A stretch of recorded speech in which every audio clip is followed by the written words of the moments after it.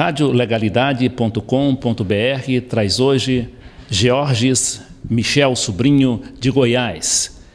Ele vai falar sobre a campanha da legalidade no estado dele.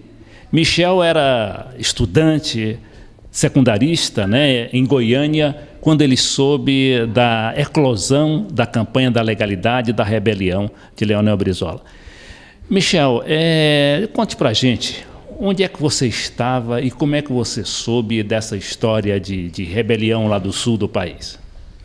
Olha, eu estava na minha casa, quando teve a renúncia do Jânio Quadros e depois todo o desdobramento daquele processo. Você tinha quantos anos na época? 17.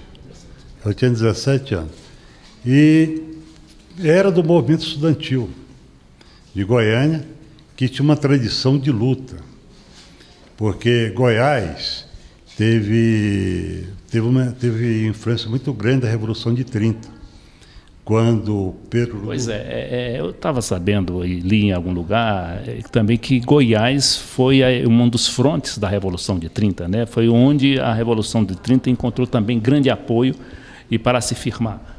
Isso, então o comandante da Revolução de 30 em Goiás era o Pero Ludovico, que mudou a capital para Goiânia, de Goiás para Goiânia, para tirar a oligarquia do poder no estado de Goiás. Então tinha uma tradição muito grande getulista. E quando os militares vetaram a posse do João Goulart,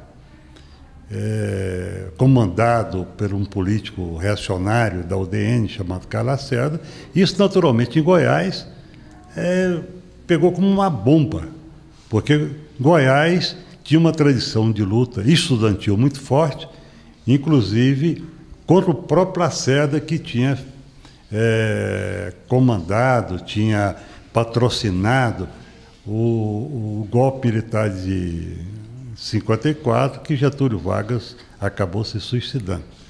Então, isso aí, os estudantes foram para a rua, e juntamente com os estudantes fui eu também, que era natural. A entidade estudantil de Goiânia, na época, a UGES, União Goiana dos Estudantes Secundários, foi para a rua, parou o trânsito, pararam os ônibus todos. Pois isso é que me parece um tanto curioso, porque Goiás, naquela época, era quase que um ponto lá geográfico, Era muito atrasado e tal, e principalmente em matéria de comunicação. Eu pergunto assim, como é que vocês souberam, como é que isso chegou a vocês? Isso chegou através da cadeia da legalidade, a rádio da legalidade. Porque em Goiânia, algumas rádios, que eu não me lembro quais, elas entraram na cadeia da legalidade. Eu lembro que lá tinha uma rádio muito possante, que se chamava Rádio Brasil Central. A Rádio Brasil Central também tenha sido essa, que era a rádio mais importante de Goiânia, e era a rádio que apoiava o Pero Ludovico. Então, tem a impressão que pode ter sido essa rádio. Então, os estudantes todos foram para a rua, e imediatamente, no mesmo dia, o governador de Goiás, que está vivo até hoje, é filho do ex-governador Pero Ludovico, ele se solidarizou com Brizola, com João Goulart, e aderiu à campanha da legalidade, a cadeia da legalidade e a campanha da legalidade. E mobilizou e começou a mobilizar toda a população de Goiânia para resistir à tentativa de golpe. Os estudantes nessa época, da UGES, recrutou vários estudantes secundários e nós, eu estava incluído, nós fomos fazer uma espécie de treinamento militar no quartel da PM de Goiás.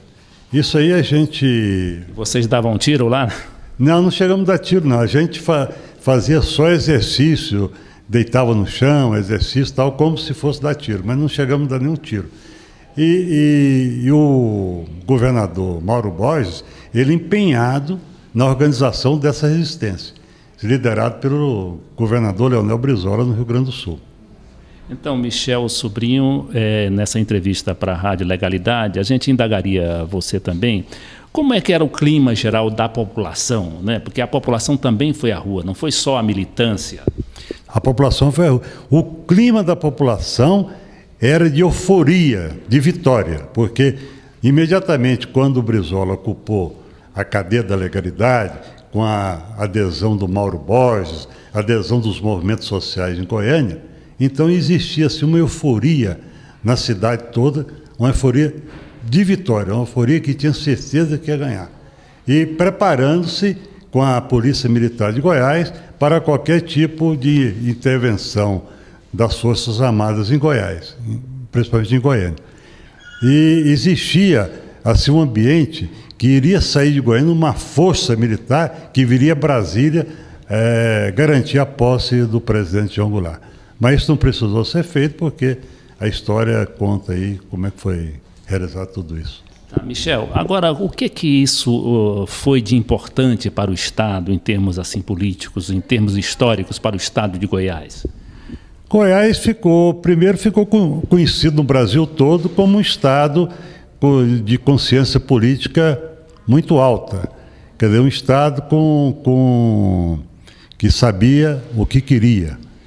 E no governo João Goulart, o Estado teve uma participação muito importante. Interessante que foi ministro da Justiça do primeiro governo parlamentarista de João Goulart, um ex-deputado goiano que chamava Alfredo Nassa. O Alfredo Nassa era oposição ao Pero do Vico.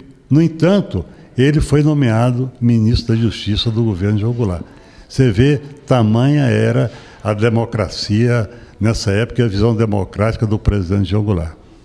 Nós, assim, entrevistamos o senhor Jorge Michel Sobrinho, presidente do PDT do Distrito Federal e que era estudante secundarista na época da eclosão da campanha da legalidade.